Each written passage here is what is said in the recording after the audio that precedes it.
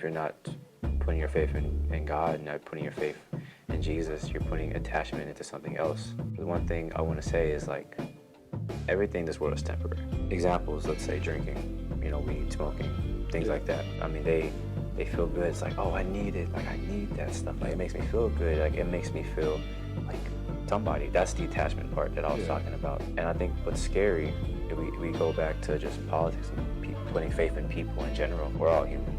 We don't know everything. We're all imperfect. Why would you put your faith in a person where, I mean, this is literally God. He knows everything. I mean, a lot of people, they don't see God like that because they don't see God like see God. They see our president. It's like, oh, I see him. Like, I see what he's doing. I'm gonna put my hope in him. I mean, that's where just faith has to come. Even as believers, we can lose faith and put faith in different things, not realizing that God's right there. Hey, what's up? My name is CHRISPYakaKON, and if you didn't know, I'm actually a trained model. And look how that turned out. Mm-hmm. And I'm here with Allan, and y'all, I am not Mexican. All right, I am Thai and Lao. He is I am definitely not Mexican. Or So feel free to ask some Spanish or possibly Filipino. He's definitely Mexican, possibly. So, the election just happened. Yep. You ready to talk about it? Let's do it. I don't know if they're ready. By the way, what do you think about Trump winning? I'll give you I don't want to get too political talking about this. I'll just give you kind of my piece because I'm not really into the whole. Well, I'm not really as knowledgeable in terms of politics, but in terms of Trump winning, I mean, I think I see it as a good thing. Number one, I think the biggest thing for me is Trump. He does believe in God. I think it's a really big thing for me, at least.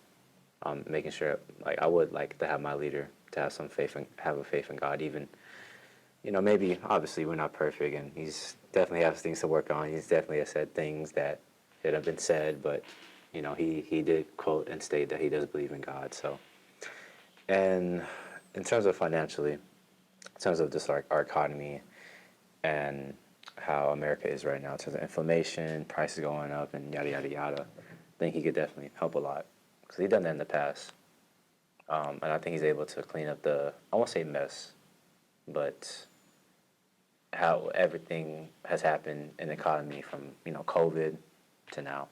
So a lot of, like, financial changes. So that's my little piece right there. What do you think? I would disagree with you on some of those things. Mm-hmm. But like I said, we're not trying to, we're not a political podcast. Yeah, I am not knowledgeable. So, like, I could be saying the wrong things, y'all. So you can shoot me if you want. I'll still forgive you. Yeah. I'll turn my cheek, so. Yeah, I'll put it like this. I'm very much not a fan of Trump. But usually when I say that, most people think, oh, you were a Democrat. And truth is, I know for me, and I think for most people that aren't caught up in like the super, hyper, like our side's right, we do everything good, your side's bad and everything bad that happens in America is because your side. I think most people, depending on the issue, would lean right on some things and lean left on some things. Right? So, I'll be honest, regardless of how the election turned out, I wasn't going to be surprised. If Kamala won, then it made sense, at least online, You saw her rallies, just saw all the people endorsing her. Even there was a lot of people that was part of like Trump's cabinet. I was actually thinking that she would actually have a really good shot. But at the same time, I wasn't surprised because Trump had been in politics for so long. Right. He just had that name recognition, right. Whereas she kind of didn't have the same amount of time. You know what I mean? So she kind of was like the underdog in that sense. But, not to get too deep on that because that's not the direction we're going. Yeah. But, I am concerned, for those of you guys watching, this is a Christian podcast, a Christian show. but I am concerned with how much evangelicals are pushing Trump. You know, it's one thing if you vote for him because, you know, of his stances, or you vote for him just because you think he did a better job, like his economy or his America under him was better than maybe it is under Biden or whatnot. That's your choice, depending, because, you know, America, depending on, you know, your income and, you know, your background, you know, everyone's American experience is a little different. So whichever way you lean on that, that's fine. But it is interesting seeing Trump, who, on paper, really, it's kind of hard seeing him being a Republican nominee, let alone a Republican president, not because he can't be, but because for so long, you know. I think the most recent Republican nominee I can think of that really makes me think of the Christian faith or Christian values was John McCain. And I remember he was at one of his town halls, and this was when he was running against Obama, by the way. I remember one of his supporters was like, you know, I can't vote for Obama because he's an Arab or not. And he made sure to let her know, like, hey, he is not. He's a family man who I just happen to disagree with on fundamental issues. I remember thinking, man, I miss those days of politics, because I know Obama did the same thing for McCain, where it's like, even though they disagreed, it was still very cordial, it was very professional. But you saw the stuff that was talked about between this election cycle, even the last one, it's very, it was rough to watch. I mean, do you feel like any of that at all? Because you're a lot, not a lot, but you're younger than me, so your ability to vote it's only recent, right? Yeah. Like, I don't think you were able to vote in the last election, were you? Nah. No, not that time. No. This was actually my first time voting, by the way. Yeah. So. I'm just curious, like, growing up, does, you know, the stuff they were saying about each other, does that sound normal or does it shock you? I'm just curious how you think. Like in terms of like when I was a kid, in terms of like the elections going on when I was younger. Compared to growing up to now, like the rhetoric. I think that's a good question. Hold on, let me. I got to dig deep right there. Hold on, because I ain't gonna lie. Even as a kid, like I didn't really. I mean, I was like even as a kid when I was younger, like Didn't really pay attention. yeah, never really paid attention. Yeah, I mean that's fair. You know what I mean? But I will say this, and I like what you brought up. What you just talked about, how politics back then versus politics now. Yeah. I could be wrong. Correct me if I'm wrong. Yeah. Correct me, because I don't know much. You know, I mean, but from what I see, in terms of like the rallies, the elections, the speeches, yada yada yada, it has become so two-sided in a way to where it's like it's person against person, and it's like in terms of like, I'm right, you're wrong, yada yada yada. Like I'm gonna fight you. In terms of like back then, I feel like it was more like, oh, like I see your point of view. This is my point of view. You know what I mean? Can we look eye to eye? Now it's just like, you know, like it's just more me. Yeah. If that makes sense. No, I'm with you. You know what it feels like? It feels like you watch a school fight, but then everyone's recording, and then they're posting up online. Right. And they're tagging the guy that got beat. Exactly. So it doesn't feel like you just lost the fight. It feels like everyone's clowning on you because you lost the fight. And they keep reminding you that you lost the fight. And I don't know, politics feels like a football game. where it's like you're rooting for your team to win, you're rooting for the other team to lose, but then the fans are fighting out the side of the stadium, and it's like it's not even really part of the game anymore. That's what politics feels like, and it's. But what's I guess what disappoints me is it's the amount of idolatry that's kind of entered into politics, particularly on the Christian side, because that's the side we're part of, just being Christians, not necessarily right or Republican. It's very much the assumption that one, if you support whichever candidate, that you automatically support the worst parts of that candidate. Oh, you're pro-choice, you must hate babies. You're pro-life, oh, you hate women. And it closes down conversation. Yeah. So it's like a lose-lose. Yeah. So I understand why people don't engage with politics, why people don't talk about it, because it's a very messy game. But I think with Trump, I just, regardless of whether you agree with him or not, it's hard to imagine anyone saying like, "Oh man, I want my kids to talk. That's how I want my kids to treat other people the way Trump treats other people." You know, and the common excuse was, "Well, King David wasn't a perfect guy, and he wasn't.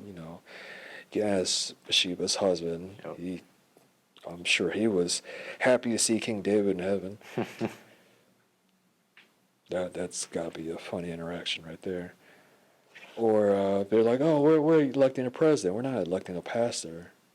And I think what's worrisome for me, it's like character matters. Like, yeah, policies is one thing, but character is it's important to me. Right. Because for me, you can say all the right things, but if you don't have character, then I have no reason to believe that you'll act on those right things. Because politics is a dirty game. DC, it's a tough game. There's so much stuff underneath, whether it's negotiating, doing backward deals to get your legislation through. It's a rough game. And if you don't have character, you're going to easily become part of that so-called swamp that Trump so much talks about. I remember, I forget what rally it was. It was one of those rallies. Someone made a gold statue of Trump. Really? Yeah. And they gave him like these weird like swimming trunk shorts, which, dressed up like the American flag. It was very like, and it'd be one thing if he or his campaign came out like, "Hey, we're not about that. We don't want that. You need to take that, off, because that's not what we're about."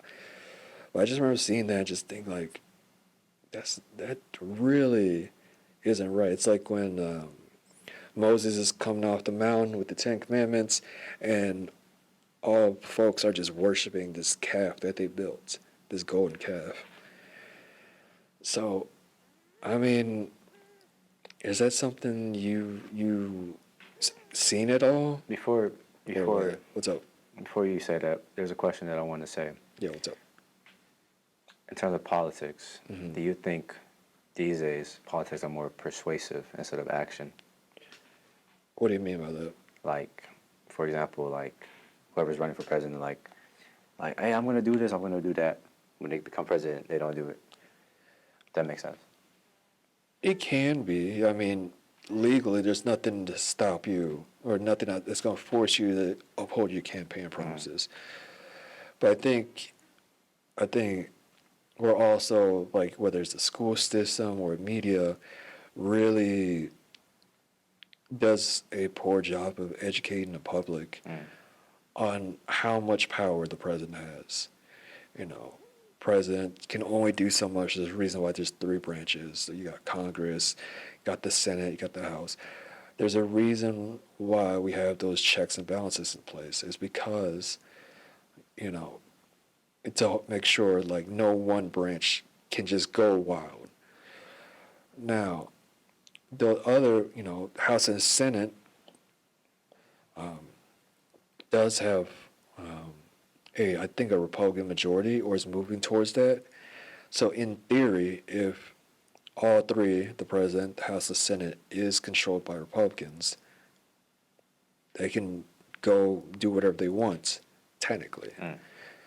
A lot of people got on Obama for not doing much, but if I'm not mistaken, he had a Republican House and or Senate that made it very difficult for him to pass laws. But a lot of people think president can just do whatever they want, and that's not the case. But if it becomes House and Senate also goes to Republican majority, then Trump does have a lot easier of a time to do whatever he wants, good and bad. So, but yeah, I think to answer your question, persuasion does play a role. And I think it's just very much a cult of personality. Right. And regardless of who you support, it's hard to have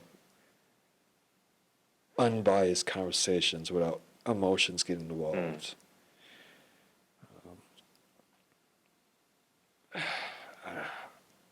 There's a guy that I'm not going to mention by name, but you guys probably know who I'm talking about. He goes around college campuses and he has conversations. I know you're talking about. And I wish he didn't Great just guy. post up like reels and TikToks where he's just like obviously winning the conversation, because he phrases it where it's like, oh, I just destroyed this liberal college student because and it's like, I think there's something important to having conversations with people you disagree with, because man, it's easy to see your politics as an idol. It's easy to see to put all your hope, whether you're a Christian or not, it's easy, the temptation to put all your hope in this one candidate or in this one political party. And that's a very dangerous thing, Very especially dangerous. if you're a Christian. Because, people thought Jesus was going to overthrow the Romans and establish a kingdom on earth. And Jesus wasn't here to do that. He was here to die for us, Right. to be that sacrifice for the sins of all humanity, Jews and Gentiles. But, Christians or evangelicals, especially in politics, are wanting someone to forcefully put Christianity as the cultural norm, putting the Ten Commandments in classrooms like in Oklahoma or something, to banning, abortions, all that stuff. And it's like, and I want to believe it's well intentioned, but man, you are not going to legislate people into the Christian faith, genuinely. You can pass legislation that is consistent with Scripture, but man, it seems like that's not the main priority. It's more just if that happens, it's cool. It just seems like we're going to win, or we're going to own the libs, we're going to just, it's, I don't know. This election, I just didn't feel good about it. I just gotta pray on it, because I don't know. Do you have any closing thoughts on this? Yeah, you mentioned, like I said, I didn't keep up with this election as much. You mentioned what you just said. There are some parts that you didn't like. Now I don't want to talk about everything. Yeah. You know what I mean? But what was one main part that you really didn't like or disagreed on, and that also kind of goes against the Christian faith? If it's too political, we don't talk about it. You know what I mean? But I mean, I'm just curious though, because I want to learn. So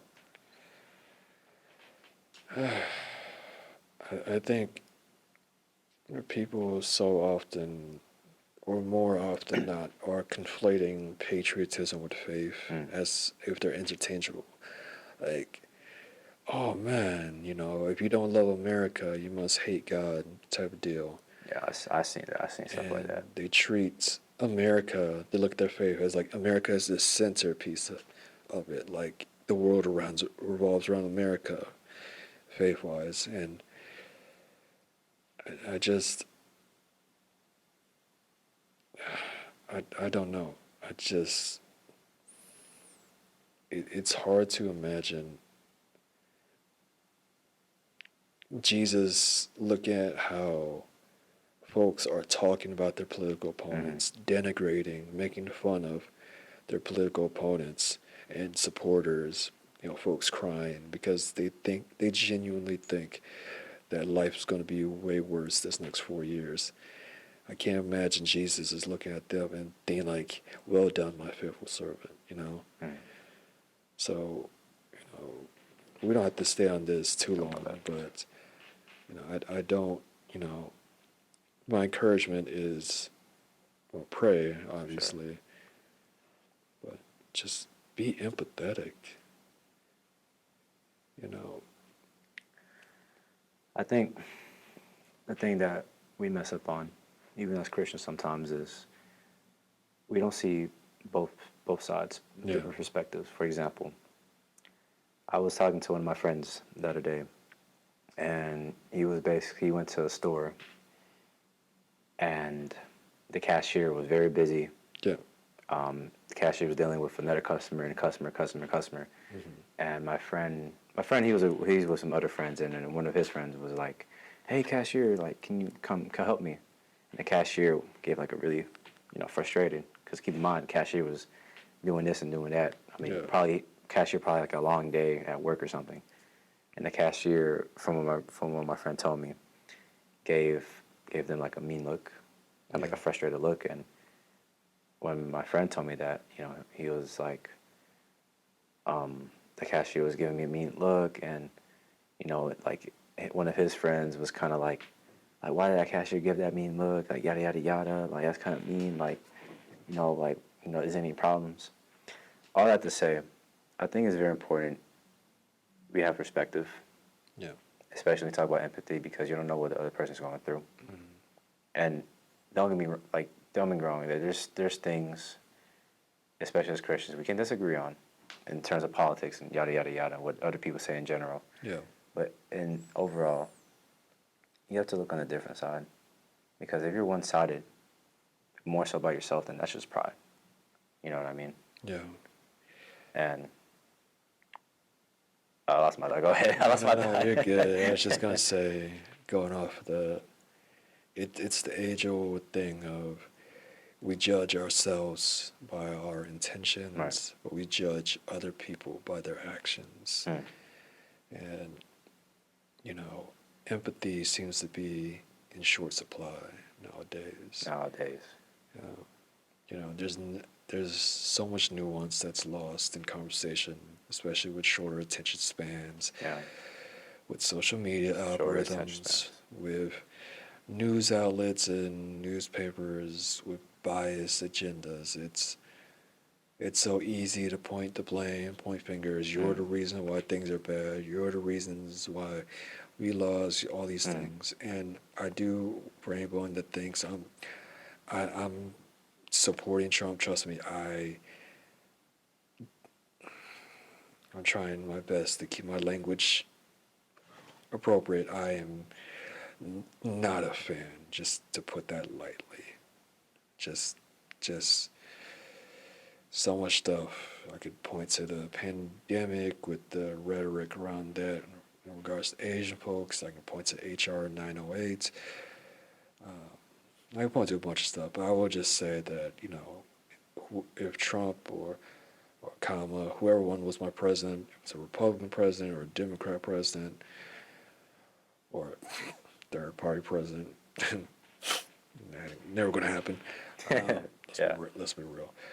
I'm going to pray for them, because as Americans, you got to understand, it's not us versus them. It's us on the same team, because we still got to live in the same country. Right. They're still our neighbors, so just... Exactly. They're our neighbors. Yeah. Just don't put your faith in politics. That's all I gotta say. Yeah. But yeah, careful not to, because idolatry, that temptation, it will creep on you Mm-hmm. so fast. So just be careful with that. So speaking about idolatry, you mentioned how people can idolize certain politicians, presidents, yada yada, etc. Especially if it's a campaign. Oh yeah. And going to more in the sense of idolatry in a Christian sense, my first question I want to ask is just get your thoughts and like where you see it, because really idolatry is just bad in general, especially as a Christian. And I think a good point you make, because people can idolize leaders, people can idolize politics, and you being more knowledgeable and more knowing in politics, things like that, what, Yeah, a little bit. what has, in your eyes, what has that sense of idolatry creeped in politics, and how does it affect our society in terms of just people and like how people see, presidents, yada, etc. Well, idolatry, let's to be clear, it's anything that takes precedence over God, right? So if you're a professing Christian, but you're putting your faith in a political party and not trusting God, then that can be idolatry. Or you're putting your hope in a politician, but not in Jesus first, then that can be idolatry. So,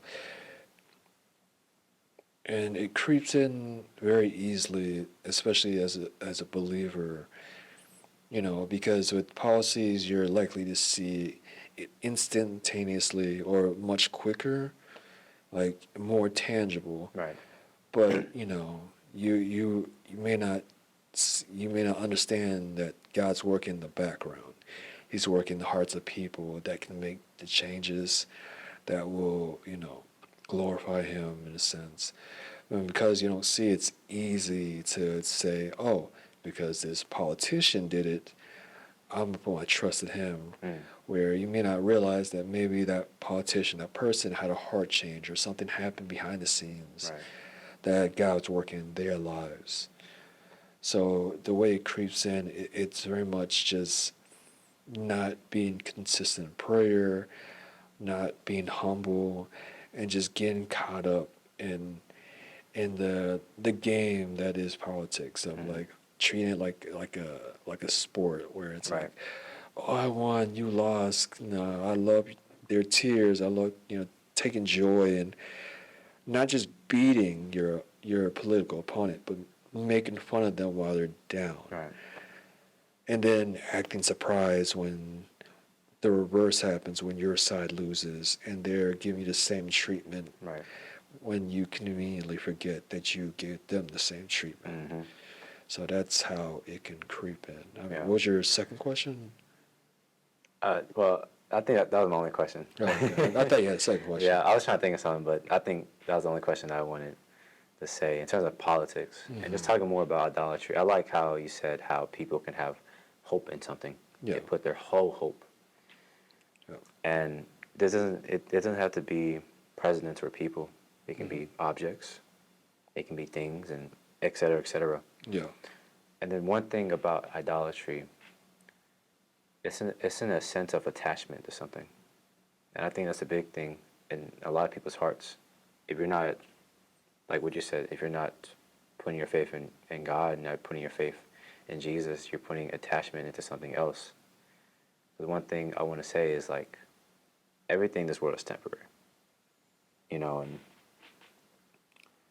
examples, let's say drinking, weed, smoking, things like that. That's all temporary. And I know people, I mean, they feel good. It's like, oh, I need it. Like, I need that stuff. Like, it makes me feel good. Like, it makes me feel like somebody. That's the attachment part that I was talking about. Yeah. And I think what's scary, if we go back to just politics and putting faith in people in general, it's like, first of all, we're all human. Yeah. We don't know everything. We're all imperfect. So it's like, why would you put your faith in in a person where, I mean, this is literally God. He knows everything. Yeah. You know what I mean? And I think that's where it just comes with faith, because a lot of people, I mean, a lot of people, they don't see God like that, because they don't see God like Yeah. see God. They see our presidents, they see Trump, et cetera, et cetera. It's like, Yeah. oh, I see him. Like, I see what he's doing. I'm like, yeah, I'm going to put my hope in him. Yeah. And I mean, that's where just faith has to come. Not even as a believer, because even as believers, we can lose faith in God and put faith in different things, not realizing that God's right there. Yeah, no, I'm with you. It's and mind you, it's okay to hope for Yeah, things. for sure. It's okay. It's when it takes presence over Yeah. God that then it becomes Right. idolatry. When you're elevating it, putting it on a pedestal, Mm. and it's like, these are all people. There's still people at the end of the day, imperfect sinners. They are in need of humility, that need to repent daily. You know, these things are still fundamental. Mm-hmm. So if you're a Christian and you're watching this, you know, again, like you mentioned, pray, but just fight for humility, fight for empathy, just fight that you don't lose your humanity in this mudslinging of we're right, you're wrong, we're better, you're worse, Yep. we win, you lose. Yeah, not even just in politics, and your friends, your family members, Oh yeah, strangers. just in life, yeah. Yeah, just in life. Yeah. People are so quick to cut people off, and sometimes you have to, you know, just because some people are just not in a place where they they might have some personal stuff that you need to separate yourself from because it's not healthy, that they may need help with. Some people, their views are just very extreme, and it's not safe to be around them. But generally speaking, you know, we gotta understand that we're built for community. We're built to be around other people. The early church, they had each other, you know, against authorities, against other religious leaders. You know, they needed each other.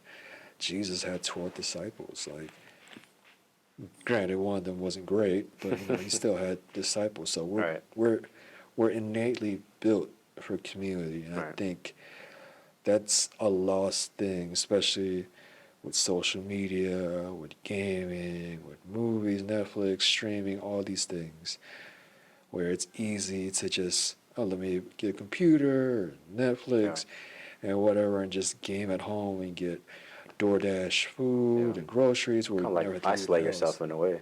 Yeah, it's easy to close yourself out. Right. And, you know, I saw a bit of that, kind of at the tail end of that, you know, before, you know, what was done to me was done.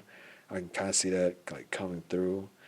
And the pandemic really, Man, like normalized that because people weren't allowed to leave their homes, so you had to that was tough. stay away. I think we still haven't really recovered from that. Yeah, The way I think we still are recovering from that, because Yeah. like that time was such a mental shift Oh, in yeah. people's minds. It's like I went from, like, say for example, that happened. My COVID happened my senior year, Mm-hmm. and man, I wish I had my senior year, because we were supposed to have prom, senior week. All that was Yeah. gone. I was so sad. But I mean, like, what was I gonna say? It went from, like, you know, hey, what's up? Like, talking to people like every day, and like just being, just, I mean, used to that. Now it's like I'm stuck inside home for like 2 months, and it's like I don't know what to do. You know what I mean? I think that just goes for everybody, because like, I mean, everybody didn't know what to do at that time, and I think that's where the mental shift comes in, Yeah. and just the isolation. Yeah, because there's even, like, unless you just were getting bullied to the extreme, there's something of a comfort, even if you're just like just kind of going through the motions. There's something to a comfort of, you know, of a routine of a normalcy that I think we take for granted a lot of times. But you know, just to tie that back, it's like It's so easy to get lost in that, especially when the pandemic happened. We were just looking like, man, what's going on? Yeah. Should we take the vaccine? Who do we look to? Mm. And then if there was a lot of uncertainty, and then if someone was willing to call like, hey, that's not right, well, let's ask questions. Then when stuff comes out later, once they had more information, it's like, oh, they were wrong. That person who called out was right, so let me put my hope in him. And it's a very slippery slope because it's so easy to fall into that, especially when times are tough. Times are tough. Yeah. Yeah. I think I like what you said when like it's easy to put hope in things when times are tough. Yeah. And this time back to idolatry. When things are rough, when certain situations that what people have, Yeah. putting your hope in something that it seems like it may last for a while, but it doesn't last. And I'll let y'all think about that. But yeah, I mean, just to kind of wrap this up, we talked about the presidential election and how it went, and more so turning into the idolatry side of it and why idolatry is bad. Keep in mind, idolatry is bad. 'Cause like what Chris said, if you're putting something above God, that's already bad. Yeah. So just to wrap things up, you want to say any final thoughts to the people, any final messages, any comments? I'll just say, for anyone that's maybe on the other side that is thinking that all of us are these super extreme, super white, right wing, hyper MAGA, we're not that. Most of us aren't, to be honest. I want to believe that most Christians aren't these super conservative, all that. I think we just want to empathize. If you're new, we're just trying our best to move forward. We're in there with you, as far as just trying to figure out what's best. And for Christians, we're just trying to glorify God as best we can. Got to. We're not trying to punch down on anybody. We're just for sure. trying to share as lovingly as we can. But let us know what y'all think. Do you feel hopeful about the the results of the election? Is there anything you want us to talk about or react to? Post up in the comments, like and subscribe and all that. Yeah, whatnot. and like anything that we said that you may agree with or disagree with, feel free to put that in the comments, and maybe we have a conversation about that. But like what Chris said, everything that we say and we do, we not only we do it in a Christian mindset, and we do it out of love, and we do it to glorify God, because that's our number one priority in our life, and the Christians watching, that should be your priority number. That should be your number one priority in your life. Yeah, and if you agree with me, and if you have any anger or disagreement, direct that. Hey, yo. Don't direct that at me, because I like being liked. So You're gonna punch me. yeah. So. But hey, to wrap this up, we appreciate y'all watching. Like I said, leave any comments, like and subscribe, share this video out. We're still starting, but we want to make this big. And yeah. Yeah, let us know what you think of the setup, because we're clearly still trying to figure it out. We're still trying to play with it. So you have any ideas, any people that can decorate, let us know. Probably an idea that's free or cheap. Yes, free. Budget free. I don't know what that budget is, but budget free. Yeah. But if anything, I'm Allan-rilouangkhol. And I am Christopher Puton. And this is the Humble and Dope Show. We'll see you in the next episode. Can't salute twice. Why keep saluting? Peace.